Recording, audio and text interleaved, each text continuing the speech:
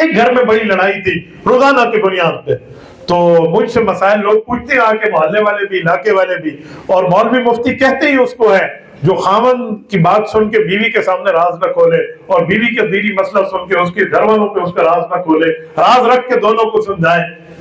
تو ایک شخص کی گھر والی ہمارے گھر آتی تو انہوں نے ایک دن پوچھا کہ ساس سے بہت لڑائی ہے تو کیا کروں؟ میں نے اسے 2 طریقے بتائے ہیں، اب میں یہاں بتا رہا ہوں تو کئی بہویں میں سن رہی ہوں گی اور کئی ساس بھی، لیکن فائدہ مند ہے، فائدے سے خالی نہیں ہے۔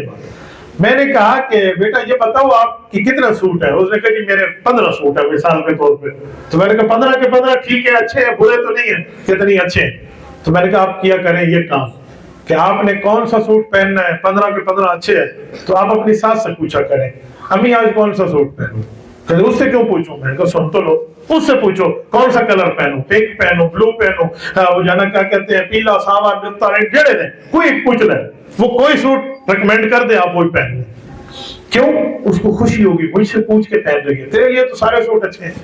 بازار جاؤ نا، اپنے بچوں کے لیے کچھ لا رہے ہو تو 2 بسکٹ 2 ٹافی اپنی ساس کے لیے بھی لے کے آئے، یہ خوش ہو جائے گی۔ تو نے 5000 کی شاپنگ کی، اس کے لیے 50 روپے کر لیے، پھر بھی اس کو خوشی ملے گی۔ اور پھر اگر آپ کے ساتھ آپ کا شوہر ٹھیک ہے تو یہ نہ کہو کمرے میں بیٹھ کے میرے سرتاج تو میرے ساتھ بہت اچھا ہے، تو وفادار ہے، کمرے میں صرف نہ کہو، یہ پورے گھر میں بیٹھ کے اس کی ماں کو کہو کہ اماں تیری تربیت تھی، تیرا بیٹا میرے ساتھ بہت اچھا ہے۔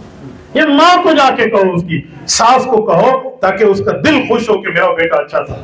اور یقین مانے فیصلہ باد کے بزرگ اس نے یہی کام کیا، وہ ساس بہو لگتی نہیں ہے، ماں بیٹی۔